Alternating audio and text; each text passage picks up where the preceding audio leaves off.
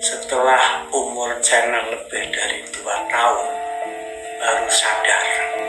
Apalagi setelah capek, edit upload sampai kecapean.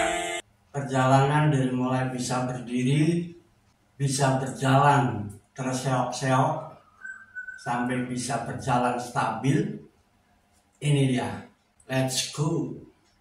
Akhir tahun 2020, tepatnya kalau tidak salah ingat November 2020, pertama kali punya akun YouTube, upload sebisanya semampunya seluruh kegiatan kampung, bawa taksi argo, tutorial YouTube, anak istri pergi jalan-jalan, pokoknya upload, editing seperlunya, bikin narasi sekenanya, diberi background sesuai selera sendiri. Ada 4 tema dalam satu channel.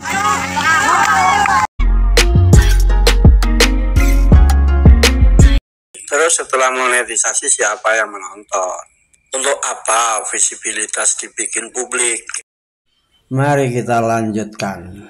Kemudian lakukan promosi dengan versi-versi semampunya sebisanya ya. Berbagilah di medsos, baik itu di WA maupun di Facebook, link-linknya itu. Ngobrol ke pelanggan, minta di subscribe, pelanggan taksi argo maksudnya. Ngobrol ke warga, minta juga di subscribe, dan seterusnya. Singkat kata, mungkin hampir 50-an video ya. Jumlah subscriber mencapai antara 300 sampai 400 ya. Karena sesuatu dan hal ada aktivitas lain, berhenti upload sekitar 3 bulan. Itu terjadi pada tahun 2022. Dari mulai bulan September, Oktober, November. Awal Desember mulai aktif kembali upload. Apa yang terjadi? Jumlah subscriber rontok. Antara puluhan video, ada beberapa video yang rame versi channel itu. Antara 200 sampai 300 lah rata-rata penontonnya. Ada video yang seperti itu, namun kebanyakan ya di bawah 100, di bawah 200. Nah, celakanya saya tidak tahu ini rame itu karena apa, seberapa lama mereka menonton, terus berapa sih jumlah sukanya. Tidak paham sama sekali itu. Mulai aktif lagi upload, mulai lagi belajar kepada tutorial-tutorial itu. Terus itu berlangsung perbaikan-perbaikan agar channel dikenali oleh YouTube. Perbaikan-perbaikan penyesuaian itu dilakukan dari bulan Desember sampai bulan Februari. Masih juga terus belajar editing, belajar narasi, belajar segmentasi.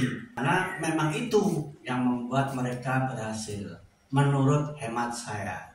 Jangan sampai channel teman-teman juga mengalami bertahun-tahun muter-muter di situ-situ saja. Beranjak dari pengalaman yang tersebut, teman-teman, saya akan berbagi 3 cara yang belum pernah di-share sebelumnya. Mari teman-teman lanjut. Cara pertama, teman-teman dimulai dari melihat video yang populer, punya sendiri. Dilihat video yang populer untuk memperbaiki thumbnail dan judul. Dilihat juga sumber trafficnya, terutama sumber traffic rekomendasi YouTube dan penelusuran, dan sumber traffic fitur jelajah. 3 sumber traffic tersebut teman-teman yang sangat membantu performa channel kita. Untuk perbaikan rata-rata durasi tonton, di samping video yang populer juga video-video yang memiliki momen terbaik. Itu bisa dijadikan acuan perbaikan konten untuk menopang performa video dan performa channel secara keseluruhan. Bahwa yang menonton video adalah manusia, jadi kita perlakukan juga secara manusiawi. Jangan sampai menyepelekan narasi. Ternyata disitulah penonton suka maupun tidak suka, penonton menonton kembali atau tidak menonton kembali. Salah satunya yang paling berperan adalah narasi, di samping judul, deskripsi, kata kunci, dan thumbnail. Untuk video pendukungnya ada di deskripsi dan layar akhir teman-teman.